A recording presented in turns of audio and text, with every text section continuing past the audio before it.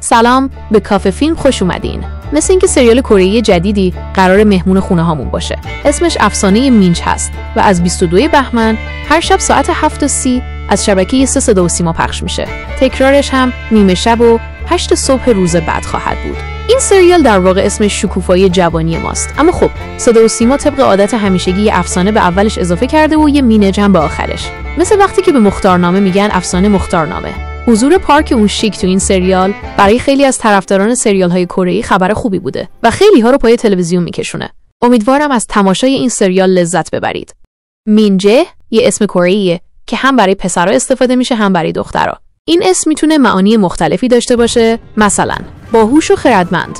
مین یعنی هوش یا خرد و ج یعنی استعداد یا توانایی، کسی که از خودش مراقبت میکنه. مین همچنین میتونه به معنی مراقبت یا مواظبت هم باشه. یه سری از آدم‌های معروفی که اسمشون لی مینج بازیگر کره‌ای، کی مینج بازیگر کره‌ای.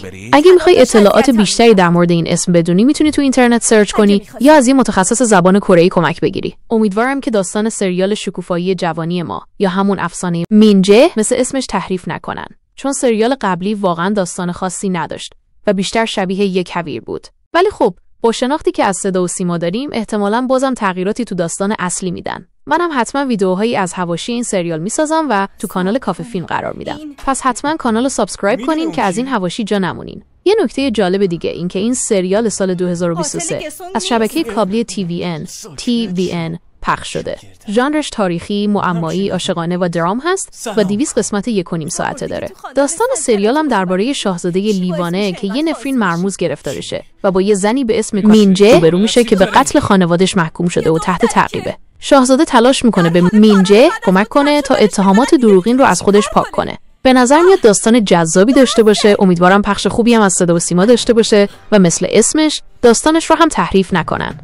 مینجه نه تنها با اتهام قتل خانوادش روبروست، بلکه قرار شاهزاده رو از نفرینی که بهش دچار شده هم نجات بده. متاسفانه این بخش مهم از داستان تو پخش صدا و سیما سانسور شده و نشون ندادن که شاهزاده لیوان توسط یه روح نفرین شده و مینجه قراره بهش کمک کنه این نفرین رو باطل کنه. بازیگرهای این سریال هم حسابی پرستاره هستن. پارک یون شیک، جون سونی، پیو جین یون، جونگ سوکو، لی ته سون.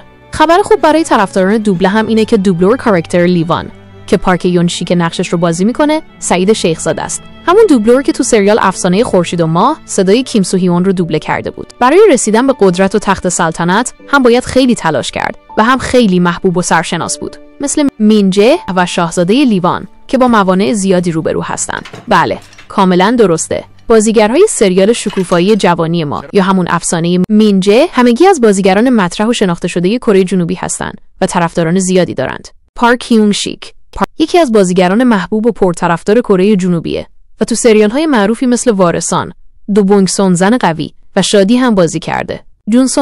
جیان سونی ایشون هم بازیگر توانمند و با استعدادی هستن و تو سریال‌ها و فیلم‌های مختلفی نقش آفرینی کردن. پیو یجین ایشون هم از بازیگران جوان و موفق کره جنوبیه و تو سریال‌های مثل منشی کیم چرا اینطوریه، هتل دل لونا حضور داشته. یون جونگ سانگ ایشون هم بازیگر با تجربه‌ای هستن و تو کارنامه کاریشون آثار متنوعی دیده میشه. لی تی سان ایشون هم از جمله بازیگران مستعد و آینده‌دار کره جنوبیه و تو سریال‌های مختلفی نقش آفرینی کرده. با حضور این بازیگران محبوب و با استعداد انتظار میره که سریال شکوفایی جوانی ما مورد استقبال زیادی قرار بگیره. البته به شرطی که صدا و سیما داستان رو تحریف نکنه و به همون شکل اصلی پخش کنه. اگر دوست دارید سریال‌های بیشتری از پارک هیونگ شیک ببینید، خوشبختی، هپینس، یک سریال دلهره آور و هیجان انگیز که در آن پارک یون شیک نقش یک کاراگاه پلیس را بازی می‌کند که با یک بیماری همه‌گیر مرموز روبرو می‌شود.